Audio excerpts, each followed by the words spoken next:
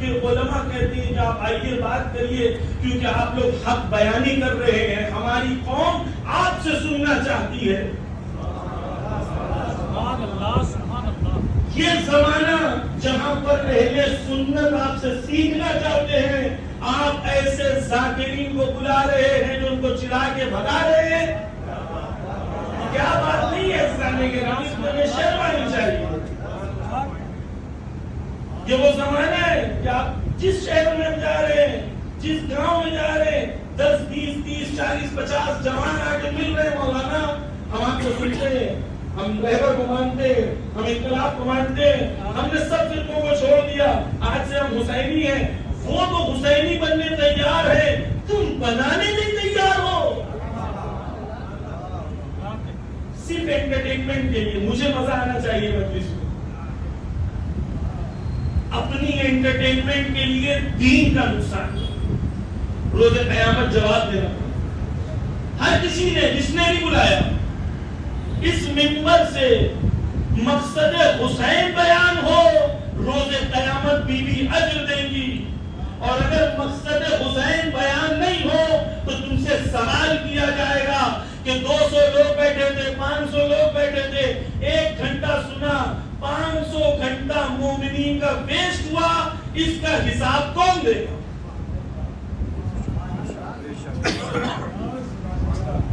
عزیزان گرامی، بس ہماری ذمہ داری، مسلمان ہندوستان میں اس وقت 200 کروڑ ہے، وہ خود کہتا ہے کہ ہمارے لیے جو قیادت اس وقت ہے وہ رہبر معظم کی۔ سر مسلمانوں سے آپ یہی کہیں ہم نے کیا کیا؟ کتنی اہل سنت کی مسجدوں میں ہم نے مل کے پروگرام کیا، ہم نے کیوں اپنی باتوں کو نہیں بڑھایا؟ عزیزان اور جوانوں، اس پہ آپ اور ریسرچ کریے، پڑھیے۔ ہم مقصد کے لیے پیدا ہوئے ہیں اور ہمارا مقصد ایمان ہے، اسی مقصد کے مطابق جینا۔ عزیزان گرامی، ہم زیارت میں پڑھتے ہیں انی سلم لمن سالمکم وحرب لمن حاربکم، کیا پڑھتے ہیں؟ مولا میں حالت امن و امان میں ہوں، یہ نہیں کہتا میں امن و امان کروں گا، سلم ہے، میں حالت امن و امان میں ہوں اس کے ساتھ جو آپ کے ساتھ حالت امن و امان میں ہے، وحرب لمن حاربکم، میں حالت جنگ میں ہوں ان کے ساتھ جو آپ کے ساتھ حالت جنگ میں ہے۔ یعنی میں سپاہی ہوں، میں بھول گیا تھا کہ میں سپاہی کی زندگی مجھے جینی تھی۔ یہ 50 60 70 سال ایسے گزارتے تھے کہ جب میں اس دنیا سے جاؤں تو ایمان سے پوچھ سکوں مولا کچھ کام آ سکا، مولا مقصد میں کچھ مدد ہو سکی، مولا کچھ کام آگے بڑھ سکا،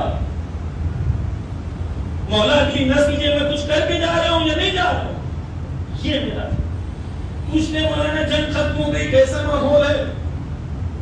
جنگ ختم نہیں ہوئی عزیزان گرامی، اور ظہور تک جنگ ختم ہوگی، ظہور تک چلے گی جنگ۔ آج جو جنگ ہے یہ چلے گی کب تک؟ ظہور تک۔ ایران اور امریکہ کی جنگ تھی نہیں، یہ حق و باطل کی جنگ ہے۔ ایک طرف پوری دنیا کا باطل ملا ہوا تھا، امریکہ، اسرائیل، یورپ، سعودی، یہ جتنے عرب بادشاہ ہیں، ذلیل خبیث بادشاہ، یہ سارے ایک طرف تھے، ایک طرف ایران اکیلا تھا۔ لبیک یا خامنائی، لبیک یا خامنائی، لبیک یا سیستانی، لبیک یا سیستانی، لبیک یا نصر اللہ، لبیک یا نصر اللہ، لبیک یا حزب اللہ، لبیک یا حزب اللہ۔